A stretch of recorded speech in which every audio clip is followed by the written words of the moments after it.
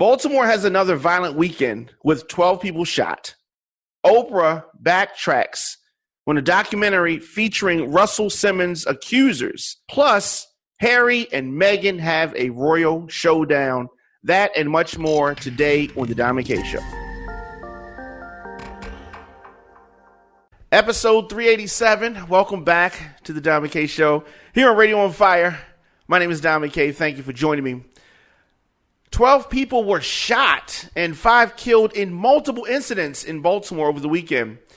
On the Baltimore Police Department's Facebook page, they detailed a series of shootings that took place throughout the city.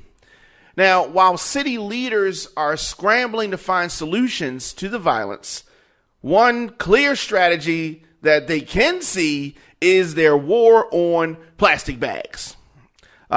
Nikki, in here with me. How you doing, Nikki? I'm good.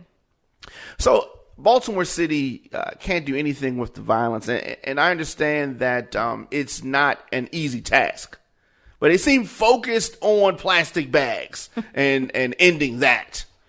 At the aquarium yesterday, there was an event, and Jack Young approved a bill that bans stores from using plastic bags and issue a 5-cent fee for other bags. They're really coming down on this,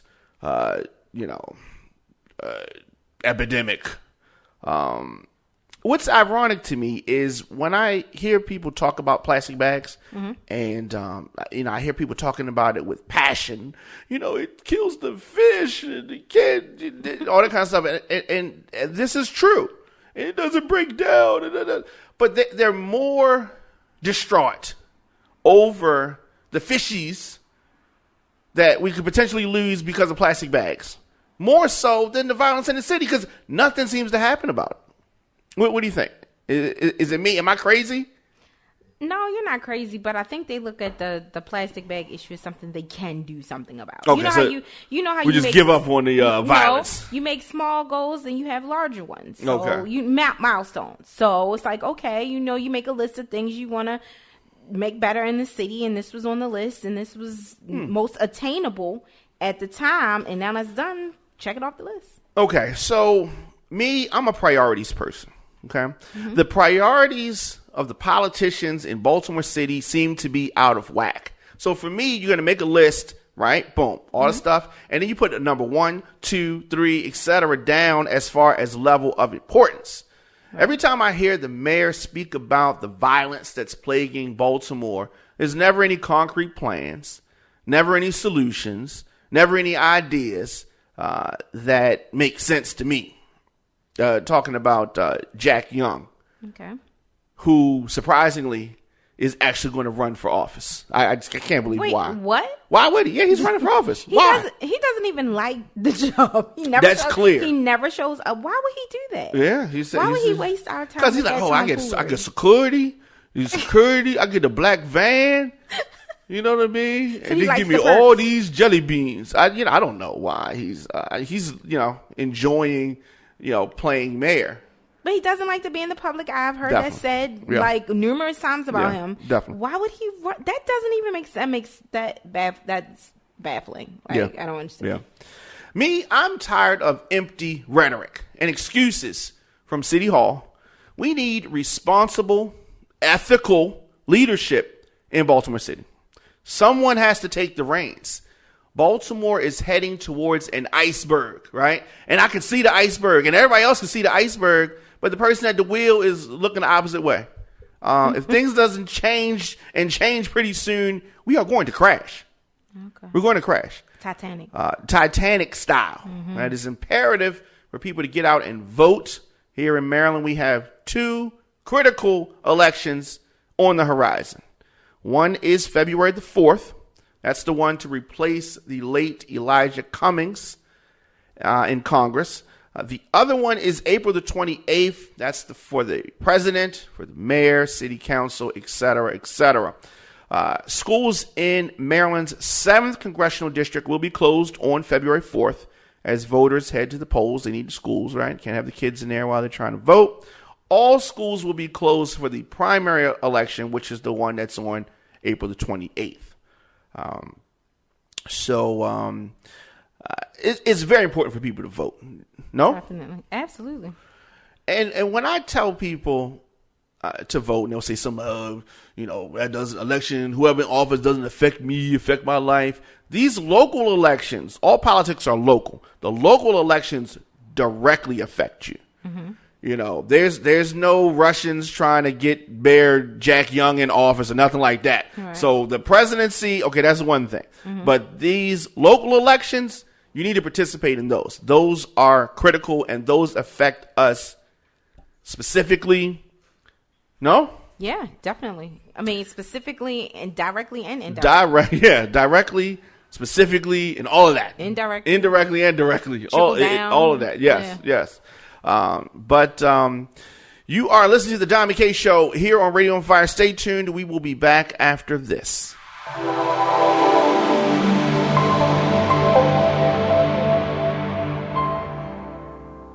So, on the other side of the break, I was talking about voting, how important it is for people to vote.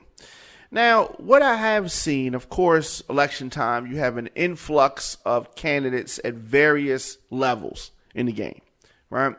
And so have you seen some of the candidates say, well, they didn't invite me to the town hall. They didn't invite me to the debate. Why they got those people there? They not even registered.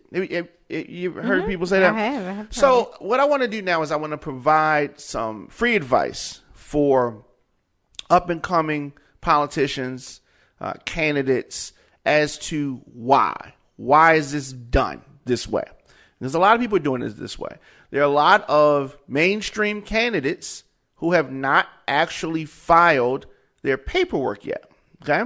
And there's a reason for that, and I'm going to explain that. For instance, Sheila Dixon has not filed her paperwork yet. Really? She's going to file her paperwork in the next few days. Okay? Wow. Okay. A lot of people have not filed the paperwork. They're officially not running, but they're doing a public campaign. They're talking about it. They're going out and they're shaking hands and kissing babies. They're holding up signs. They got buttons and all that kind of pins, T-shirts, and knocking on doors, and they're doing all these things. But to the novice politician, they say, I don't understand. I saw a post from a gentleman, and he said that he is, all the people on the stage, hadn't registered, or why did nobody invite him? And he said he took his last $150 to register, and he was the first person to register, and people in the media ignores him. And for people like that, for people that feel that because someone has not filed the paperwork, they're not officially running, I'm going to explain to them the very important reason why it's done that way. Okay? Here's why. Once you file your paperwork, once you take your $150 and give it to the Board of Elections to start your mayoral campaign, other offices are cheaper than that, but that specifically doesn't matter. Whenever you file your paperwork, the timer starts. You have to start with the accounting. That's the very important thing, the accounting. So the gentleman that said he was the first person to run, signed up last year sometime, he's had to do accounting. And accounting is something that the Board of Elections got to do paperwork. Your treasurer has to tell money sources, and there's a lot of details that have to happen. Okay, that starts once you file your paperwork. So some of the more savvy candidates, they haven't filed their paperwork yet because they don't want to have to do that accounting. You won't be liable to start talking about these things until you have to file the paperwork. Once you do that, then there's more paperwork to do, so they can focus on some of the other things. This is mainly an action that has to happen in the public. You're trying to raise awareness for your campaign, for your platform, for the issues that are important to you. That's the main thing. Paperwork, you can file the paperwork as long as you do it just before the deadline. And the deadline is the 20-something of this month. So you're going to see most of the candidates that have some season that are filing right around this time, because they didn't want to have to worry about doing that other stuff. And it can be tedious. It can be tedious. It's that pain in the butt. I can imagine. Pain in the neck. I'm telling you. I can imagine. Pain in the neck. All right. So that's why. The main thing that you need to do is get your stuff out. They'll take pictures and say, "Oh, I filed." People don't care about that. That's not the big thing. That's some behind the scenes stuff. That's some behind the curtain stuff. That part doesn't matter as much as getting your platform out there. What are you talking about? People are like, okay, you such and such file. Okay, who is he? The next question going to say, okay, you filed. Who is he? I don't know him. That's what they're going to say. Who's that? I don't know her. Who is she? Right? Okay. Those are the people you need to focus on that stuff. That $150 that he spent, whenever he spent it, would have been better served in promotion, marketing, campaigning, whatever you want to call it, right? You could have spent that $150 this Friday. You could have. It's all right, but I wanted to put that out there. People just tuning in. Radio on Fire. Your man Diamond K in here. Nikki also in the building. How you doing, Nikki? Good. All right. So you like Oprah? Oprah Winfrey? She's cool. She all right. She's cool. Oh! I thought all women like. There's white women. Or white women like Oprah. Exactly. Is that it? Yes. All right. So Oprah Winfrey has been getting a lot of backlash, as she should. I have given her backlash on this very show. Did I ever tell you this? I lost a friendship over Oprah once. Do tell why. So do tell us the story. Yeah. Like, what so there's a girl that I know named Erica. Okay. And Erica does not speak to me currently. Okay. Why does Erica not speak to me? Yeah, because why? of some things that I said about Oprah Winfrey. All right. And here's the thing. It wasn't even in the context of the show. Okay. All right. This was about 2008. We were on the phone having a conversation. And I said something. I don't know how we got on Oprah, but I said something about Oprah and Gail's relationship seemed very strange to me. And I thought that there was more to it.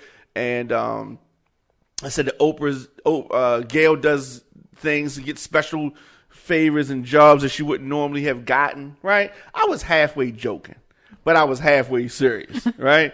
I said that it's very strange that Stedman doesn't sleep in the main quarters, that he got someplace outside on the grounds, but he don't sleep in the house. Right, you and I have talked about that. Yeah, and I said that Stedman just comes out for the events, and then he lived their own separate lives, right?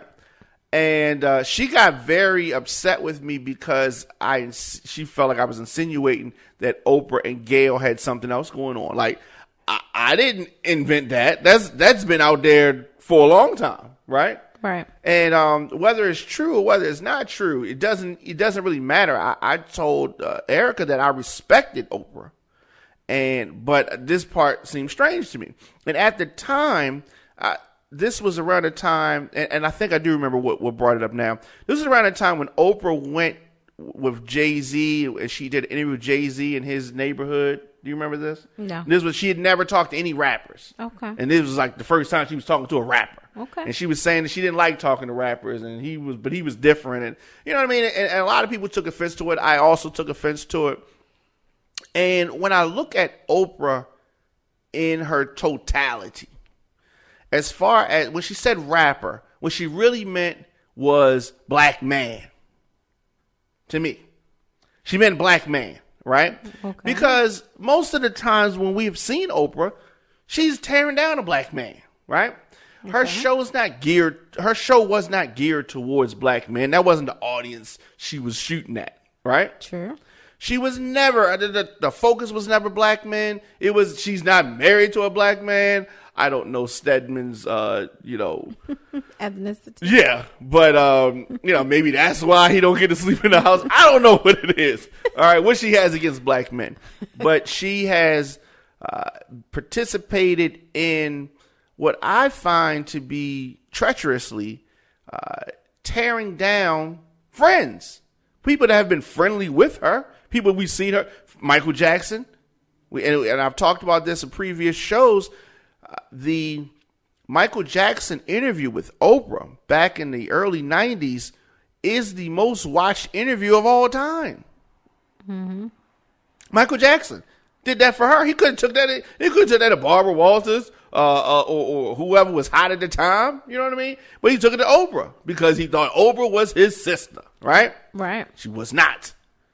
Now, Oprah participated in that debacle about Michael Jackson that HBO ran, and that surprised me. But as she has continued, if she kept it fair, right? Harvey Weinstein, she ain't had nothing to say about that. Why? That's her friend. That's her white buddy. Whatever. Obviously, Harvey Weinstein has done some things for her, or she's been instructed not to speak. Whatever it is. But what did bother me is she was executive producing a documentary that was going to feature women who have accused Russell Simmons, one of her friends, of sexual misconduct. Did you hear about this? No, actually, not until we talked about it. Yeah. So they were working on a film, and Oprah wanted it to be on Apple TV Plus. So Apple TV has a subscription service, and this documentary was going to be something that she was going to try to get on there. However, that's what she wanted to do with it. However, the filmmakers, they wanted to do something else with it. And what they wanted to do is they wanted to premiere the film at the Sundance Film Festival. Okay? That's a big, you've heard of the Sundance Film Festival before, right? Absolutely. A lot of films that you see premiered at the Sundance Film Festival. Now, what happens at the Sundance Film Festival, for starters, is at the end of this month.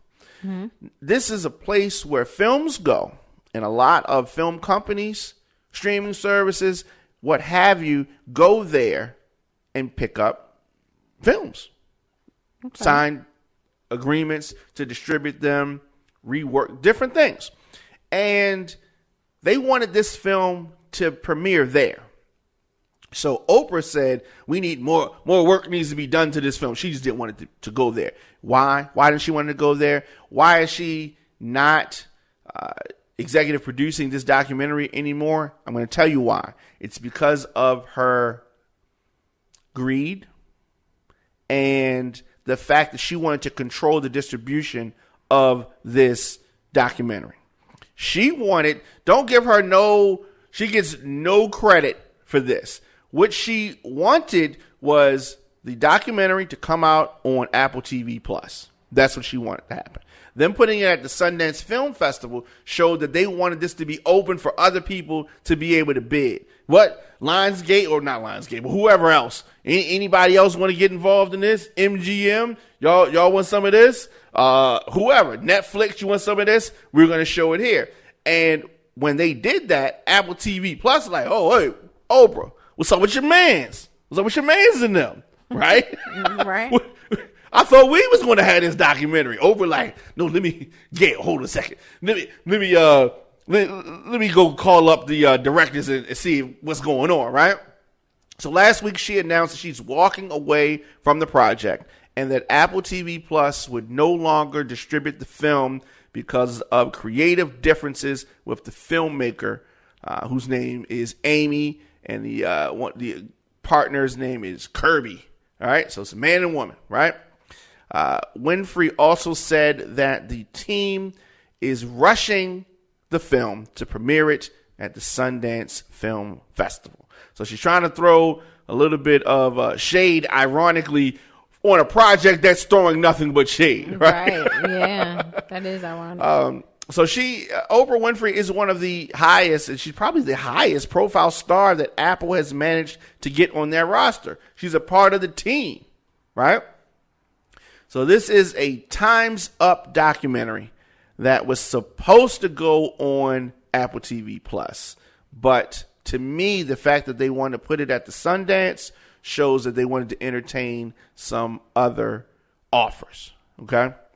Now, this documentary centers on sexual allegations that were leveled against Russell Simmons by a former music executive named Drew Dixon. Okay.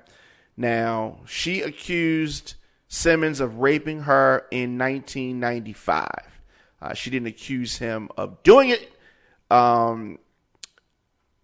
She didn't bring it out at the time. Let me say that. She's saying that it occurred in 1995. I'm not saying she's been saying this since 1995. She said this first in 2017. Okay. And so Oprah was the executive producer on this documentary, and the creative force was Amy and Kirby, who I said. They also made a documentary in 2015 called The Hunting Ground, which was about sexual assault on college campuses. And they did something called The Invisible War back in 2012, which focused on sexual assault in the military. They have a thing for exposing what they believe to be sexual assault. And so that's interesting. What do you think about that? Well, I don't know. I guess I'm irritated with Oprah. She's supposed to, a lot of people look up to her and they believe what she says and what she, puts out. So for her to actually be tearing down the black men, our black men, I'm perplexed at that. Like, why would you do that? Right. Like, let's be fair. Right. They aren't the only ones that are part of this Me Too movement. Yes. I mean, it's a whole slew of white men that have a story that's very similar to that. Yeah. So why are you picking and choosing who you're doing this with? Why not? I mean, spread the so-called love or the shade. The shade, right. I don't understand. I don't understand shine what's the light behind this. Right. Right. Yeah, there's a documentary about Harvey Weinstein that is on Hulu. That is called Mr. Untouchable. So there are documentaries out there, but there's not a lot of light brought to them. There's not a lot of big promotion. Right. That documentary came out in the summertime of 2019. And the producers of this piece that's talking about Russell Simmons, they are disappointed, but they say that they will survive and they will continue to go on. Oprah says she does believe the people. But for whatever reason, Apple is pulling the leash on her and saying, look, if they taking the Sundance, you need to cut ties with that. They don't really have a lot to say about that. It's very interesting. Is Oprah going to be able to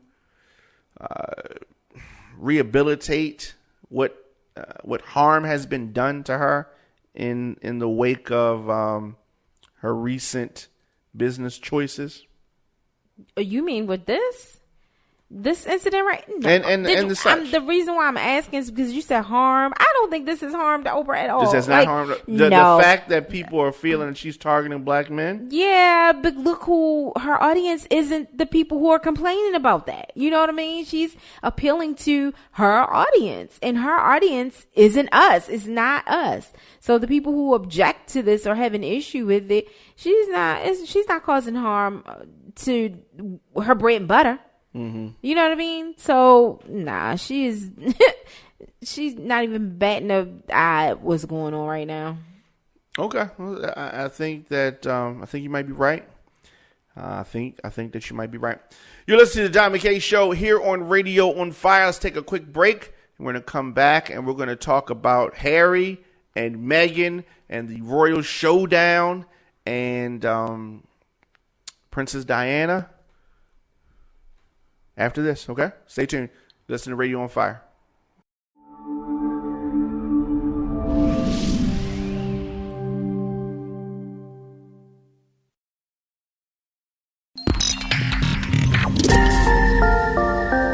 And we are back. RadioOnFire.com. Of course, I'm available on social media at The Don McKay Show, at Radio on Fire, Instagram, Facebook, Twitter, LinkedIn, as I said, at The Don McKay Show.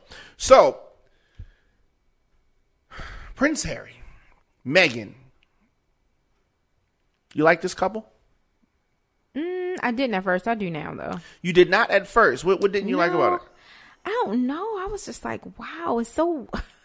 I don't know. I mean, I'm all about black girl power. So I mean, I love that a black woman as a royal. Yes, that's something I only saw in the series. I used to watch, but so I was all for what that couple stood for. Yeah. But looking at them, what do they stand for? like, What do they stand for? Initially, I just see, color or ethnicity crossing barriers. You know what I mean? Like, I thought it was going to be or mean or look like people are more open-minded and, just things are changing and evolving. That's what I thought. when the couple got together, a lot of people were saying that it was signs that Britain had entered a post-racial era where skin color and family background no longer mattered, even to the royal family. That's what they thought. Yeah, whatever. Okay. Some of the stuff that we've seen on social media, some of the things that people have said prove that a lot of people, many people, are not at that point. Yeah. I feel that this separation, that this famous couple, I mean, he's the sixth in line to the throne. And let's talk about this throne, okay? The throne is it's a figurehead piece. I mean, they're not really in charge of anything. It's a ceremonial thing, right? I don't even understand why people get all bent out of shape about it, because it's ceremonial. You know what I mean? He ain't really going to be the king. You know what I mean? Like, I'm the king. Like, he ain't really the king. Like, he got armies and stuff, right? And it's people get bent out of shape about it. But the serious thing is the questions about the racism is what's lingering. Let's not be fooled. The reason why this couple is having a independence thing is because he don't like the way the family talks to his wife, or about his wife, who she has a white father and an African American mother, right? So they think they can talk to her any kind of way, and they have a child, right? Right. So he's like, okay, I like the fact. Now, we talked about this off air, and I think that your opinion on this has swayed a little bit, right? So it's definitely because if he was married to some white girl, this probably would not be happening, right? Right. Now, the fact that she was on the show called Suits. Did you know that? No, I didn't realize she was on Suits. And because he is supporting his wife, this makes me like, I usually didn't care about this couple, right? Now I like this couple, right? Okay. Because initially, like I said, it's a ceremonial thing. It's not real. It's like she was on Suits, right? That wasn't real. And this whole Prince King thing, very similar, right? Okay. So when they got married, it's like, okay, people getting all bent out. Ooh, the dress, the this, the that, blah. There wasn't even a lot of coverage of that on Radio on Fire, right? Wasn't a big deal to me.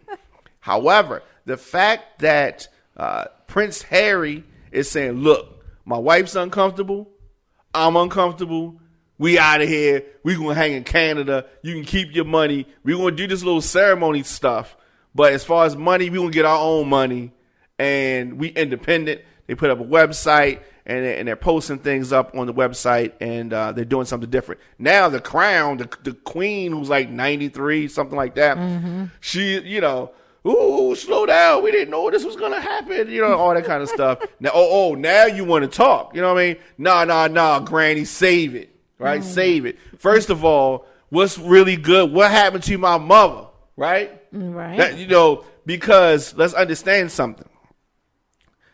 The mother, which is Princess Diana, right? Right. His mom, that stuff is shady. Okay, real sketchy what happened with her. Yeah. Right?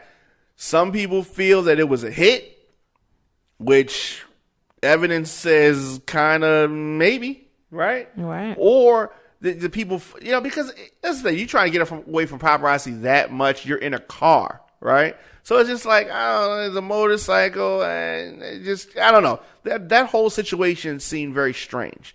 So the best thing for Harry and Meghan to do is, just separate themselves from that situation. But let's keep in mind, when Princess Diana died, she was not in England. Right. Somewhere else. Right. So they might get you in Canada too. You know what I mean? I don't know. What's going to happen with this? Are they going to stay together? Is he going to? They're going to be able to weather this storm? I think so. I think they'll be together because he's willing to do whatever it is. It seems like he's willing to whatever it is to ensure that they have a fair chance at it. So right.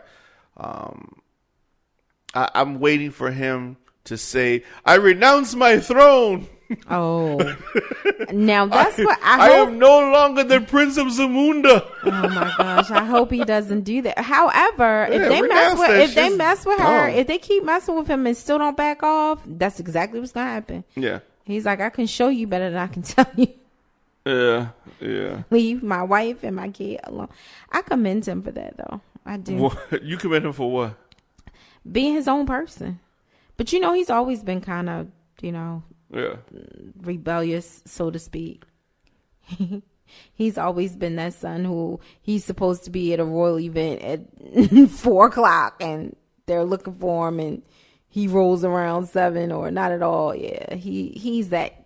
He's that guy? Son, yeah. So I can respect that. Surprised. Oh, I can respect that. I know. We know you can. Because let's keep in mind, I hate artificial times. Oh my gosh. And everything about a fake crown and a fake kingdom is artificial. Oh, so he like, why I gotta be here for? I get there when I get there. This shit ain't real anyway. Oh man, you're listening to the Diamond K Show here at Radio on Fire. A couple of other topics I want to throw at you before we get out of here, and we're up against the clock. If you remember, back in November, MoNique prepared a lawsuit against Netflix, accusing them of discrimination. You remember that, right? MoNique coming out against Netflix after being offered less than $1 million, as opposed to her white counterpart Amy Schumer, who received $11 million. And all of the black guys who are bigger stars than her received more, and she felt that was discriminating. But of course, in the lawsuit, it just focuses on Amy Schumer.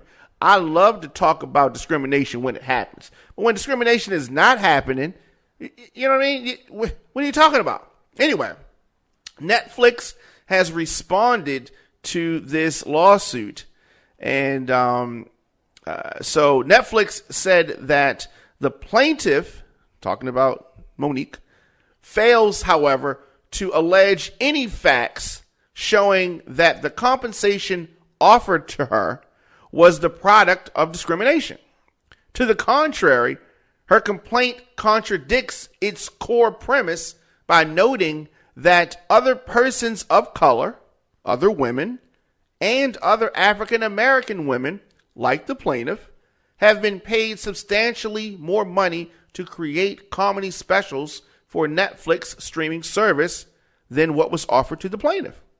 And the plaintiff fails to explain why she was entitled to be offered what the stars to whom she compares herself were offered for creating such comedy specials. This is the point that I laid out when I talked about this. Essentially, Netflix is saying that they have evidence that they will provide that will prove that they do not discriminate against people like MoNique claims, and Netflix is asking the court to dismiss all of the comedian's claims. And a story was reported, The Blast reported that. What do you think about this? How's this look for her? How's this going to go? MoNique should just sit down. She should just sit down. Mm-hmm. Sit down. And you said this before. Just, fund your own, special. Take it to the Sundance Film Festival. Maybe you can sell it there. I don't know about that. But film it, fund it, and sell it yourself. Then you don't have to worry about, being validated by others. That's all she wants. But she's never going to get it. I think she just needs to let it go. All right. Last story. And that is this young jock seen driving for a ride-sharing app. And so we've talked about actors that have jobs, regular jobs, because for whatever reason. What was the actor from The Cosby Show that we talked about? Oh my gosh! That what was his name? Oh God, I can't think of his real name. Alvin. He was married to Sandra on the show, right? His name is Alvin, right? On The Cosby Show, but I can't. Right, and he had a regular job. I didn't have any problem with that. Being a part of The Cosby Show and that being his main claim to fame. He was in a supporting role, so it was likely that he would have to, get back to, doing a regular job. So young jock is not an actor. Well, I guess he's a reality kind of actor. Is he still on Love and Hip Hop ATL? Yeah, his character he's still on there? supposed to be. Yep. Maybe something happened. Maybe. Okay. So anyway, he was seen driving for this ride sharing app. A woman who was the ride, she was the client. She was trying to shame him for driving her, and she recorded it. Yes, she did. She did. People ain't shit. Why would she do that? That's some messed up stuff. I'm sorry. Why would she do that? So the app. Well, first we would say the app. The app is called Pull Up and Go. What? Pull Up and Go. Wait. So it's not any of the ones that are popular. No. It's an off-brand ride sharing. And I think that's probably why he's trying to do it. He's like, I'm gonna do one of the low key ones. Did you see his face? So it was really him. Oh yeah. We're gonna show that. Yes, absolutely. So young jock, he responded. He's responded to this, and he said that he's got many different streams of revenue coming in. But he noted that he was driving because he simply thought it was cool and something he wanted to check off his bucket list. Lies. He also said that his side hustle is a way to teach a lesson to the next generation, especially the kids that he's been working with at the Big Brothers and Big Sisters of Metro Atlanta. He's such a liar. What? I'm not mad at him making an honest living. You know what? The thing, I am not mad at him. I'm mad that he's trying to wrap it or disguise it under the guise of him it being on his bucket list. But who puts that on their bucket list? Just be Young honest. Jock. No, he's lying. I don't care what anybody say. He just got caught. I respect you more if you said, look, I need this money. I think he's going to get married to like Kenya or something. His fiance, he proposed. We're trying to, do this wedding. I'm trying to do it big. I needed this money.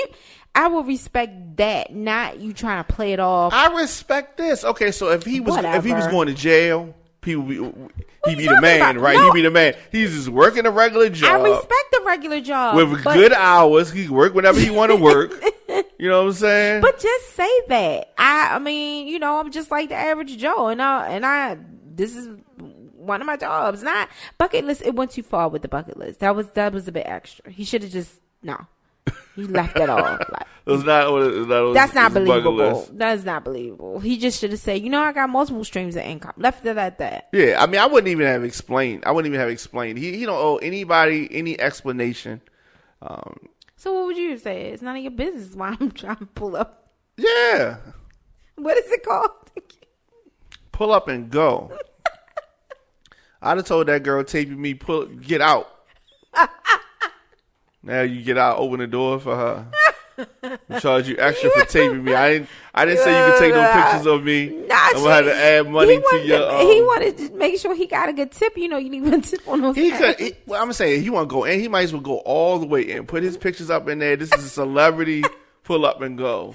You know what I mean? And that's true. He could do that. Whole thing. Take a picture with young jock. $15, $20 extra. You know what I mean? Whatever. He could have somebody film I'm so serious and make it a reality show. Oh, this is definitely doing the show now. Taxi Cab Confessions. You could make it like young jock pull up and go confessions. Yeah, or something with young jock. Yeah. There we go. Ooh, jock, call me. You can get this.